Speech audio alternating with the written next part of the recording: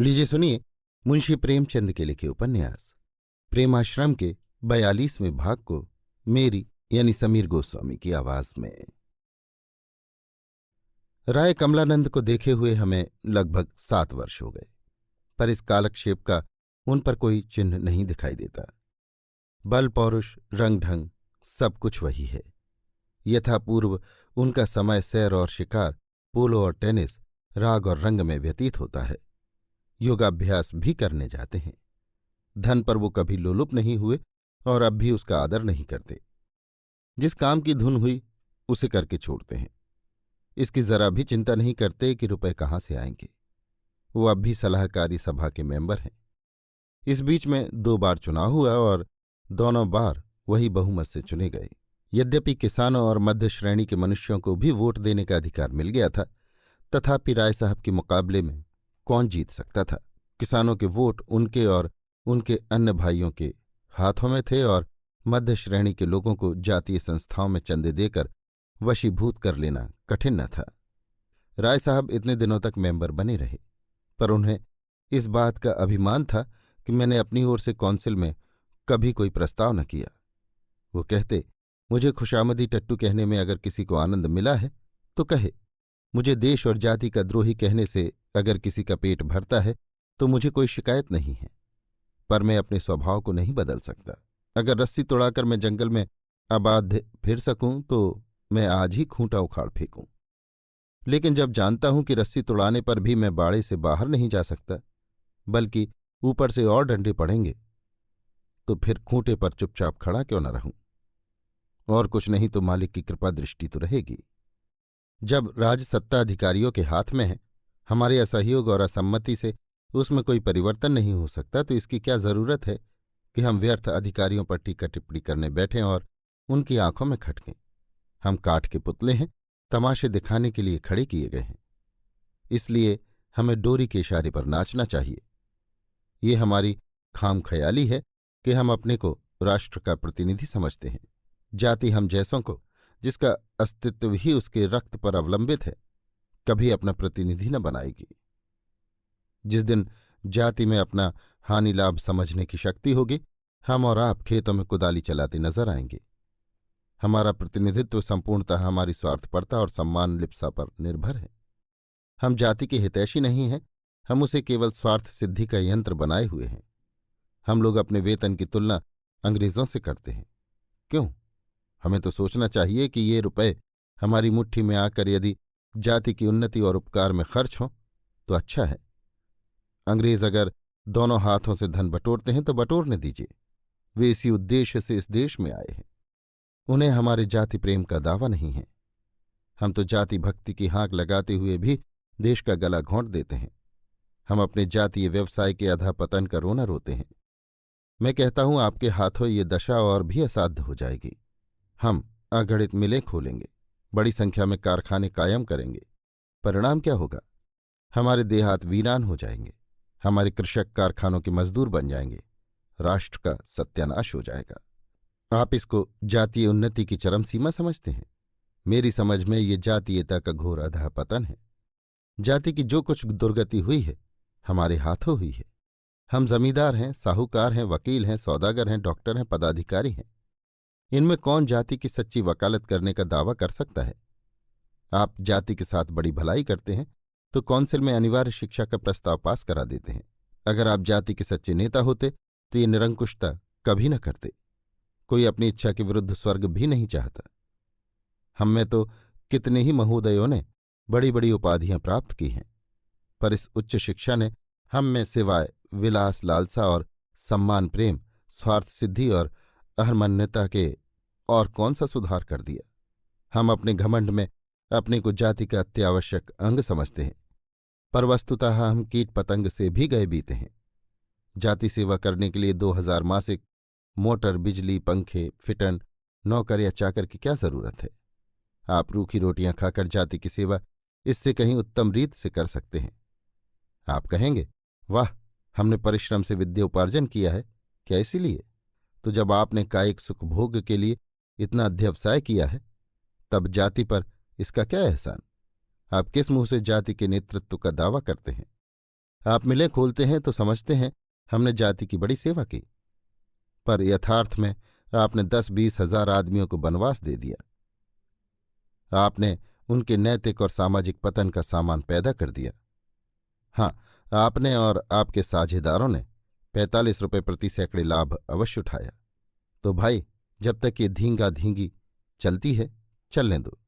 न तुम मुझे बुरा कहो, न मैं तुम्हें बुरा कहूं। हम और आप, नरम और गरम, दोनों ही जाति के शत्रु हैं। अंतर यह है कि मैं अपने को शत्रु समझता हूं और आप अहंकार के मद में अपने को उसका मित्र समझते हैं। इन तर्कों को सुनकर लोग उन्हें बक्की और झक्की कहते थे। अवस्था के साथ राय साहब का संगीत प्रेम और भी बढ़ता जाता था। अधिकारियों से मुलाकात का उन्हें अब इतना व्यसन नहीं था। जहां कहीं किसी उस्ताद की खबर पाते, तुरंत बुलाते और यथायोग्य सम्मान करते। संगीत की वर्तमान अभिरुचि को देखकर उन्हें भय होता था कि अगर कुछ दिनों यही दशा रही तो इसका स्वरूप ही मिट जाएगा। देश और भैरव की तमीज भी किसी को न होगी। वो संगीत कला को जाति की सर्वश्रेष्ठ संपत्ति समझते थे। उसकी अवनति उनकी समझ में जातीय पतन का निकृष्टतम स्वरूप था। व्यय का अनुमान 4 लाख किया गया था। राय साहब ने किसी से सहायता मांगना उचित न समझा, लेकिन कई रईसों ने स्वयं 2-2 लाख के वचन दिए थे। तब भी राय साहब पर 2-2.5 लाख का बहार पड़ना सिद्ध था।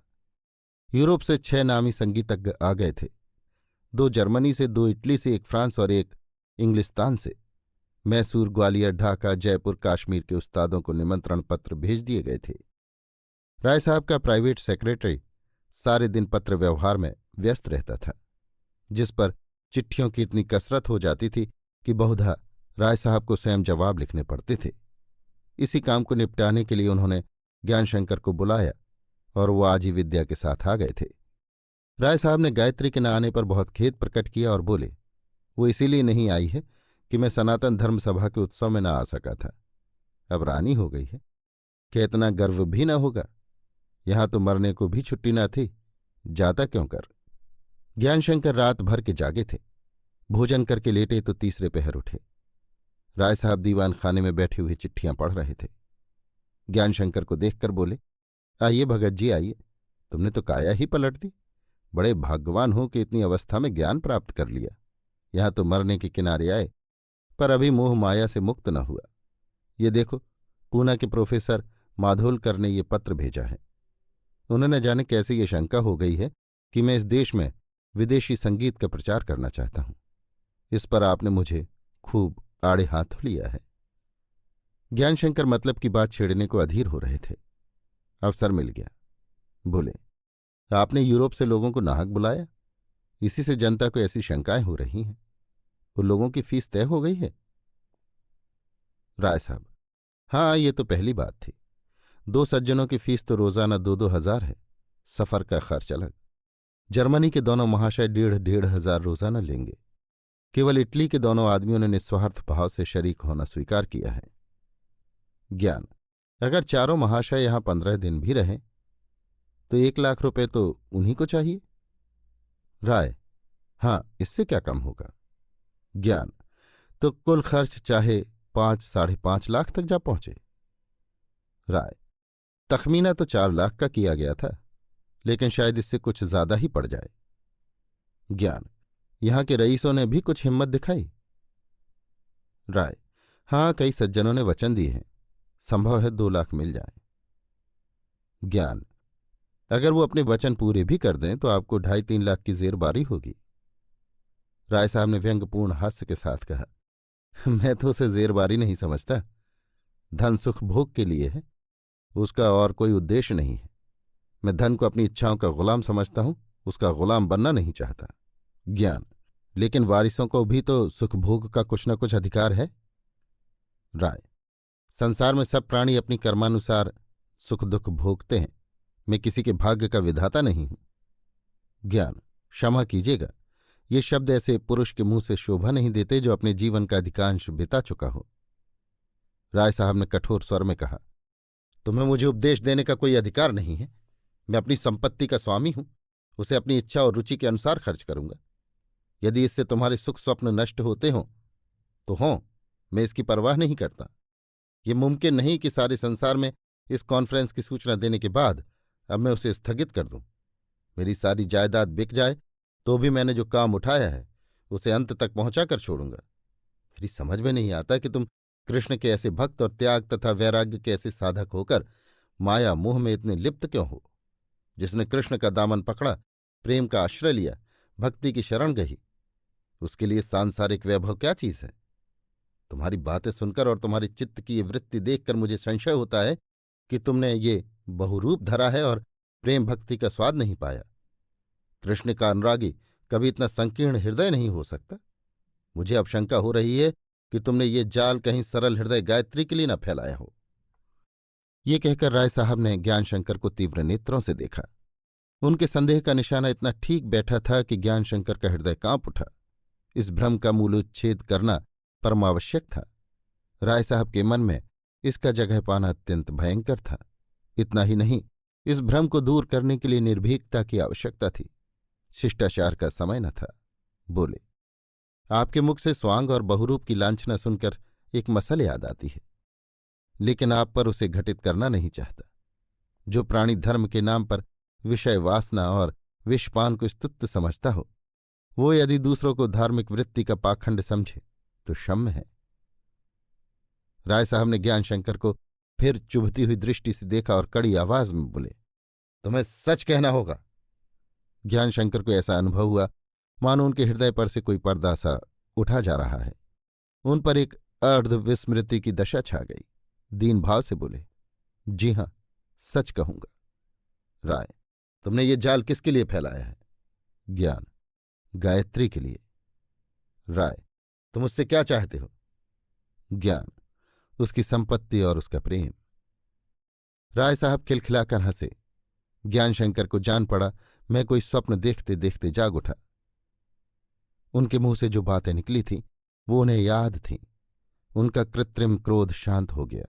उसकी जगह उस लज्जा और दीनता ने ले ली थी जो किसी अपराधी के चेहरे पर नजर आती है। वो समझ गए कि राय साहब ने मुझे अपने आत्मबल से वशीभूत करके मेरी दुष्कल्पनाओं को स्वीकार करा लिया। इस समय वो उन्हें अत्यंत भयावह रूप में दीख पड़ते थे। उनके मन में अत्याचार का प्रत्याघात करने की घातक चेष्टा लहरें मार रही थी। पर इसके साथ ही उन पर एक विचित्र भय आच्छादित हो गया था। वो इस शैतान के सामने अपने को सर्वथा निर्बल और अशक्त पाते थे। परिस्थितियों से वो ऐसा उद्विग्न हो रहे थे कि जी चाहता था आत्महत्या कर लूं। जिस भवन को वो 6-7 वर्षों से एक एक ईंट जोड़कर बना रहे थे, इस समय वो हिल रहा था और निकट था कि गिर पड़े। उसे संभालना उनकी शक्ति के बाहर था। शोक, मेरे मंसूबे मिट्टी में मिले जाते हैं। उधर से भी गया, इधर से भी गया। यकायक राय साहब बोले, बेटा, तुम व्यर्थ मुझ पर इतना कोप कर रहे हो। मैं इतना शुद्र हृदय नहीं हूं कि तुम्हें गायत्री की दृष्टि में गिराऊं। उसकी जायदाद तुम्हारे हाथ लग जाए तो मेरे लिए इससे ज्यादा हर्ष की बात और क्या होगी। लेकिन तुम्हारी चेष्टा उसकी जायदाद तक ही सीमित रहती तो मुझको आपत्ति न होती। आखिर वो जायदाद किसी न किसी को तो मिलेगी ही, और जिन्हें मिलेगी वो मुझे तुमसे ज्यादा प्यारे नहीं हो सकते। किंतु मैं उसके सतीत्व को उसकी जायदाद से कहीं ज्यादा बहुमूल्य समझता हूं और उस पर किसी की लोलुप दृष्टि का पड़ना सहन नहीं कर सकता। तुम्हारी सच्चरित्रता की मैं सराहना किया करता था। तुम्हारी योग्यता और कार्यपटुता का मैं कायल था। लेकिन मुझे इसका गुमान भी न था कि तुम इतने स्वार्थ भक्त हो। तुम मुझे पाखंडी और विषयी समझते हो। मुझे इसका जरा भी दुख नहीं है। अनात्मवादियों को ऐसी शंका होनी स्वाभाविक है। किंतु मैं तुम्हें विश्वास दिलाता हूं कि मैंने कभी सौंदर्य को वासना की दृष्टि से नहीं देखा।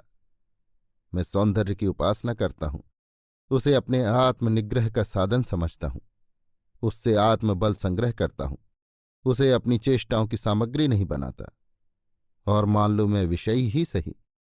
बहुत दिन बीत गए हैं, थोड़े दिन और बाकी हैं। जैसा अब तक रहा वैसा ही आगे भी रहूंगा। अब मेरा सुधार नहीं हो सकता। लेकिन तुम्हारे सामने अभी सारी उम्र पड़ी हुई है। इसलिए मैं तुमसे अनुरोध करता हूं और प्रार्थना करता हूं कि इच्छाओं के, कुवासनाओं के गुलाम मत बनो। तुम इस भ्रम में पड़े हुए हो कि मनुष्य अपने भाग्य का विधाता है। ये सर्वथा मिथ्या है। हम तकदीर के खिलौने हैं, विधाता नहीं। वो हमें अपने इच्छानुसार नचाया करती है। तुम्हें क्या मालूम है कि जिसके लिए तुम सत्यासत्य में विवेक नहीं करते, पुण्य और पाप को समान समझते हो, उस शुभ मुहूर्त तक सभी विघ्न बाधाओं से सुरक्षित रहेगा। संभव है कि ठीक उस समय जब जायदाद पर उसका नाम चढ़ाया जा रहा हो, एक फुंसी उसका काम तमाम कर दे। ये न समझो कि मैं तुम्हारा बुरा चेत रहा हूं। तुम्हें आशाओं की असारता का केवल एक स्वरूप दिखाना चाहता हूं। मैंने तकदीर की कितनी ही लीलाएं देखी हैं और स्वयं उसका सताया हुआ हूं। उसे अपनी शुभ कल्पनाओं के सांचे में ढालना हमारी सामर्थ्य से बाहर है। मैं नहीं कहता कि तुम अपने और अपनी संतान के हित की चिंता मत करो, धनोपार्जन न करो। नहीं, खूब कमाओ और खूब समृद्धि प्राप्त करो, किंतु अपनी आत्मा और ईमान को उस पर बलिदान न करो। धूर्तता और पाखंड, छल और कपट से बचते रहो। मेरी जायदाद 20 लाख से कम की मालियत नहीं है।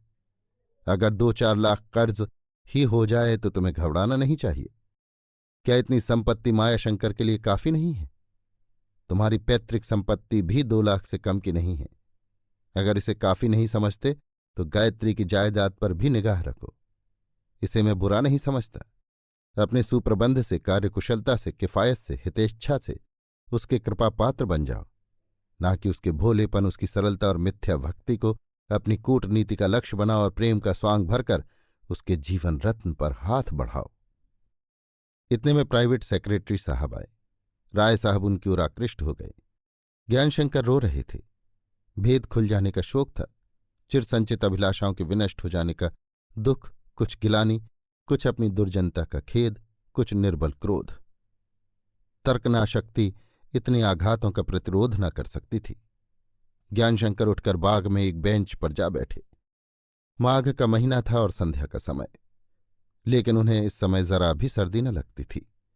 समस्त शरीर अंतरस्थ चिंतादाह से खौल रहा था। राय साहब का उपदेश संपूर्णतः विस्मृत हो गया था। केवल ये चिंता थी कि गिरती हुई दीवार को क्यों कर थामें, मरती हुई अभिलाषाओं को क्यों कर संभालें। ये महाशय कहते हैं कि मैं गायत्री से कुछ न कहूंगा, लेकिन इनका एतबार ही क्या। इन्होंने जहां उसके कान भरे वो मेरी सूरत से घृणा करने लगेगी। गौरवशील स्त्री है, उसे अपने सतीत्व पर घमंड है।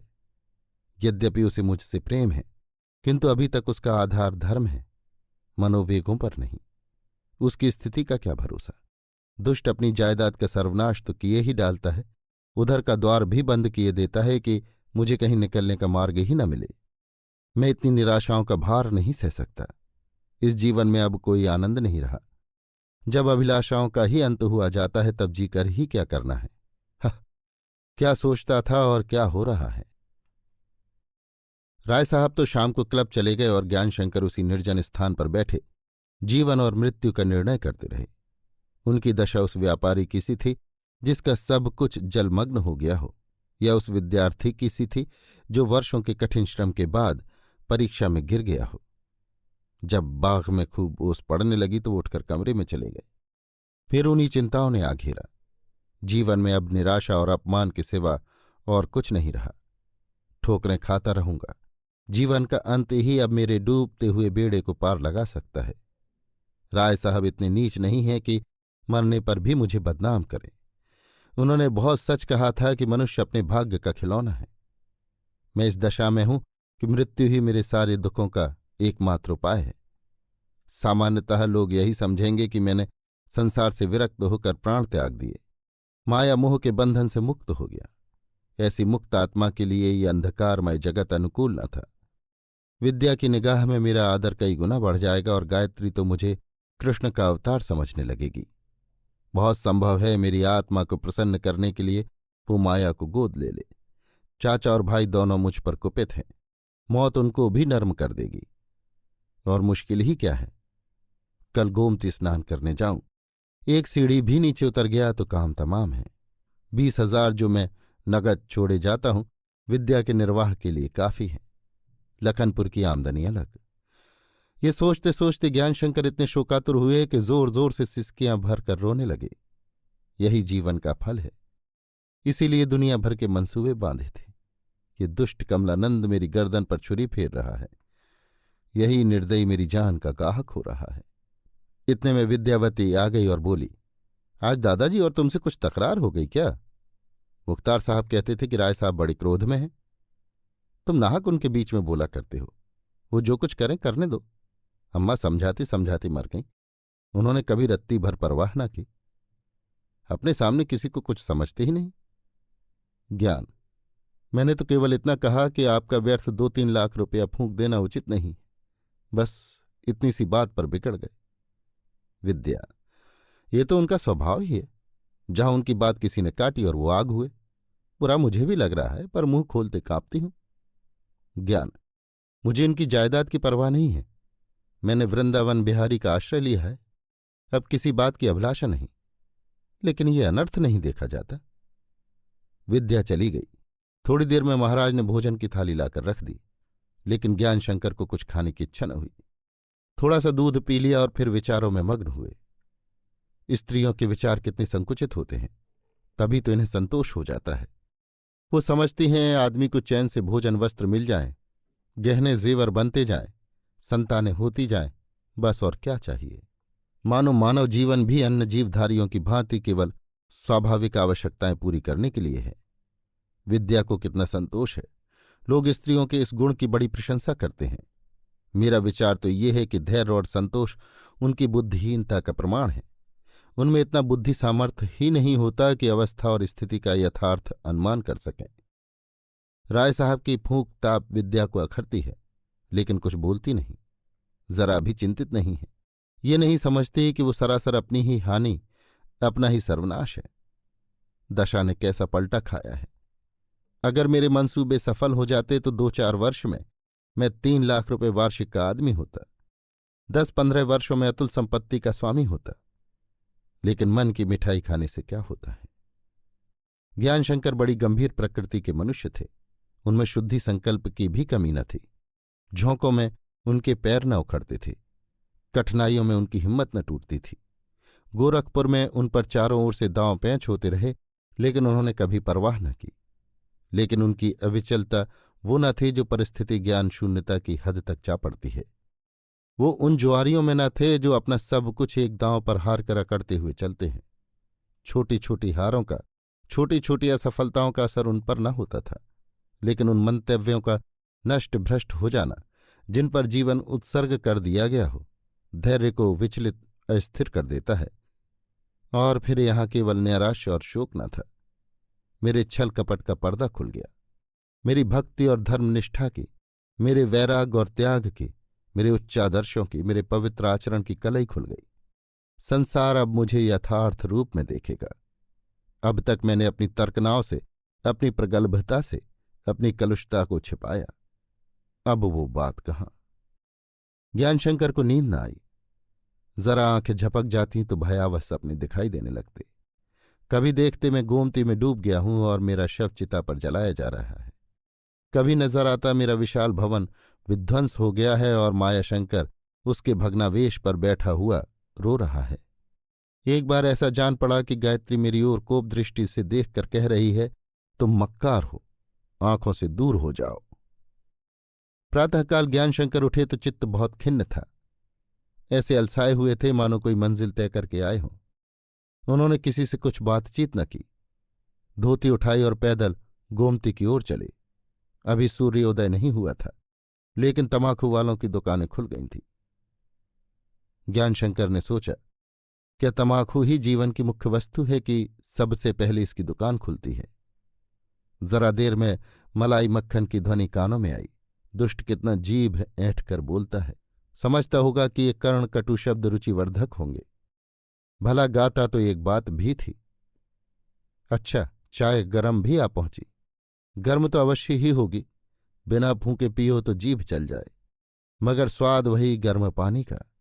ये कौन महाशय घोड़ा दौड़ाए चले आते हैं, कोई फौजी अफसर हैं।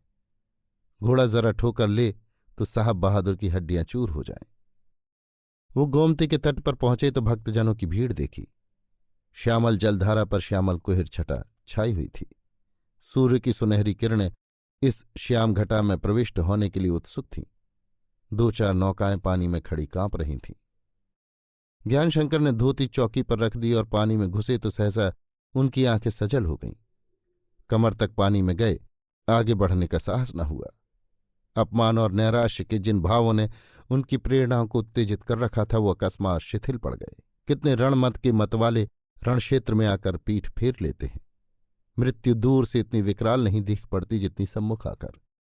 सिंह कितना भयंकर जीव है, इसका अनुमान उसे सामने देखकर ही हो सकता है। पहाड़ों को दूर से देखो तो ऊंची मेड़ के सदृश देख पड़ते हैं। उन पर चढ़ना आसान मालूम होता है, किंतु समीप जाइए तो उनकी गगन स्पर्शी चोटियों को देखकर चित्त कैसा भयभीत हो जाता है। ज्ञानशंकर ने मरने को जितना सहज समझा था उससे कहीं कठिन ज्ञात हुआ। उन्हें विचार हुआ, मैं कैसा मंद बुद्धि हूं कि एक जरा सी बात के लिए प्राण देने पर तत्पर हो रहा हूं। माना मैं राय साहब की नजरों में गिर गया, माना गायत्री भी मुझे मुंह न लगाएगी और विद्या भी मुझसे घृणा करने लगेगी, तब भी क्या मैं जीवन काल में कुछ काम नहीं कर सकता, अपना जीवन सफल नहीं बना सकता? संसार का कर्मक्षेत्र इतना तंग नहीं है। मैं इस समय आज से 6-7 वर्ष पूर्व की अपेक्षा कहीं अच्छी दशा में हूं। मेरे 20,000 रुपये बैंक में जमा है, 200 रुपये मासिक की आमदनी गांव से है, बंगला है, मोटर है, मकान किराए पर उठा दूं तो 50-60 रुपये माहवार और मिलने लगे। अगर किसी की चाकरी ना करूं तो भी एक भले आदमी की भांति जीवन व्यतीत कर सकता हूं। राय साहब यदि मेरी कलई खोल दें तो क्या मैं उनकी खबर नहीं ले सकता? उन्हें अपने कलम के जोर से इतना बिगाड़ सकता हूं कि वो किसी को मुंह दिखाने योग्य न रहेंगे। गायत्री भी मेरे पंजों में है। मेरी तरफ से जरा भी निगाह मोटी करे तो आन की आन में उसे इस उच्चासन से गिरा सकता हूं। उसे मैंने ही इतना नेक नाम बनाया है और बदनाम भी कर सकता हूं। मेरी बुद्धि न जाने कहाँ चली गई थी। कूटनीति की रंगभूमि क्या इतनी संकीर्ण है? अब तक मुझे जो कुछ सफलता हुई है इसी की बदौलत हुई है, तो अब मैं उसका दामन क्यों छोड़ूं, उससे निराश क्यों हो जाऊं? अगर इस टूटी हुई नौका में बैठकर मैंने आधी नदी पार कर ली है तो अब उस पर से जल में क्यों कूद पड़ूं? ज्ञानशंकर स्नान करके जल से निकल आए। उनका चेहरा विजय ज्योत से चमक रहा था। लेकिन जिस प्रकार विजयी सेना शत्रु दल को मैदान से हटाकर और भी उत्साहित हो जाती है और शत्रु को इतना निर्बल और अपंग बना देती है कि फिर उसके मैदान में आने की संभावना ही न रहे, उसी प्रकार ज्ञानशंकर के हौसले भी बढ़े। सोचा इसकी नौबत ही क्यों आने दूं कि मुझ पर चारों ओर से आक्षेप होने लगे और मैं अपनी सफाई देता फिरूं। मैं मरकर नेक नाम बनना चाहता था, क्यों न मारकर वही उद्देश्य पूरा करूं। इस समय यही पुरुषोचित कर्तव्य है। मरने से मारना कहीं सुगम है। भाग्य विधाता, तुम्हारी लीला कितनी विचित्र है। तुमने मुझको मृत्यु के मुख से निकाल लिया, बाल बाल बचा। मैं अब भी अपने मंसूबों को पूरा कर सकता हूं। विभव, यश, सुकीर्ति सब कुछ मेरे अधीन है। केवल थोड़ी सी हिम्मत चाहिए। ईश्वर का कोई भय नहीं, वो सर्वज्ञ है। पर्दा तो केवल मनुष्यों की आंखों पर डालना है और मैं इस काम में सिद्धहस्त हूं। ज्ञानशंकर एक किराए के तांगे पर बैठकर घर आए। रास्ते भर वो इन्हीं विचारों में लीन रहे। उनकी रिद्धि प्राप्ति के मार्ग में राय साहब ही बाधक हो रहे थे। इस बाधा को हटाना आवश्यक था। पहले ज्ञानशंकर ने निराश होकर इस मार्ग से लौट जाने का निश्चय किया था। अपने प्राण देकर इस संकट से निवृत्त होना चाहते थे। अब उन्होंने राय साहब को ही अपनी आकांक्षाओं की वेदी पर बलिदान करने की ठानी। संसार इसे हिंसा कहेगा। उनकी दृष्टि में ये घोर पाप है, सर्वथा अक्षम्य, अमानुषीय। लेकिन दार्शनिक दृष्टि से देखिए तो इसमें पाप का संपर्क तक नहीं है। राय साहब के मरने से किसी को क्या हानि होगी? उनके बाल बच्चे नहीं हैं जो अनाथ हो जाएंगे। वो कोई ऐसा महान कार्य नहीं कर रहे हैं जो उनके मर जाने से अधूरा रह जाएगा। उनकी जायदाद का भी ह्रास नहीं होगा, बल्कि एक ऐसी व्यवस्था का आरोपण हुआ जाता है जिससे वो सुरक्षित रहेगी। समाज और अर्थशास्त्र के सिद्धांतों के अनुसार तो इसे हत्या कह ही नहीं सकते। नैतिक दृष्टि से भी इस पर कोई आपत्ति नहीं हो सकती। केवल धार्मिक दृष्टि से इसे पाप कहा जा सकता है और लौकिक नीति के अनुसार तो ये काम केवल सराहनीय ही नहीं, परमावश्यक है। ये जीवन संग्राम है। इस क्षेत्र में विवेक, धर्म और नीति का गुजर नहीं। ये कोई धर्मयुद्ध नहीं है। यहाँ कपट, दगा, फरेब सब कुछ उपयुक्त है अगर उससे अपना स्वार्थ सिद्ध होता है। यहाँ छापा मारना, आड़ से शस्त्र चलाना विजय प्राप्ति के साधन है। यहाँ औचित्य अनौचित्य का निर्णय हमारी सफलता के अधीन है। अगर जीत गए तो सारे धोखे और मुगालते उस अवसर के नाम से पुकारे जाते हैं। हमारी कार्यकुशलता की प्रशंसा होती है। हारे तो उन्हें पाप कहा जाता है। बस इस पत्थर को मार्ग से हटा दूं और मेरा रास्ता साफ है। ज्ञानशंकर ने नाना प्रकार के तर्कों से इन मनोगत विचारों को उसी तरह प्रोत्साहित किया जैसे कोई कबूतरबाज बहके हुए कबूतरों को दाने बिखेर बिखेर कर अपनी छतरी पर बुलाता है। अंत में उनकी हिंसात्मक प्रेरणा दृढ़ हो गई। जगत हिंसा के नाम से कांपता है। हिंसक पर बिना समझे बूझे चारों ओर से वार होने लगते हैं। वो दुरात्मा है, दंडनीय है, उसका मुंह देखना भी पाप है। लेकिन ये अनंत संसार केवल मूर्खों की बस्ती है। इसके विचारों का, इसके भावों का सम्मान करना कांटों पर चलना है। यहाँ कोई नियम नहीं, कोई सिद्धांत नहीं, कोई न्याय नहीं। इसकी जबान बंद करने का बस एक ही उपाय है। इसकी आंखों पर पर्दा डाल दो और वो तुमसे जरा भी ऐतराज न करेगी। इतना ही नहीं, तुम समाज के सम्मान के अधिकारी हो जाओगे। घर पहुंचकर ज्ञानशंकर तुरंत राय साहब के पुस्तकालय में गए और अंग्रेजी का वृहत रसायन कोश निकालकर विषाक्त पदार्थों के गुण और प्रभाव का अन्वेषण करने लगे। अभी आप सुन रहे थे मुंशी प्रेमचंद के लिखे उपन्यास प्रेमाश्रम के 42वें भाग को मेरी यानी समीर गोस्वामी की आवाज में।